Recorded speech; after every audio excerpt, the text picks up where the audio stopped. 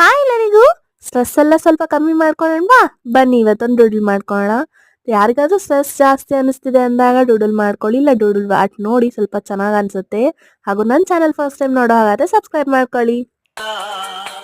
ದಿನವಿಡೀ ಕಾದು ಕುಳಿತೆ ಎದುರಿಗೆ ಬಂದಳಾಕೆ ಪರಿಚಯ ಆದ ಮೇಲೆ ಹೆಸರ ಹಿಡಿದು ಕರೆದೆ ರಾಧೆ ರಾಧೆ ರಾಧೆ ರಾಧೆ.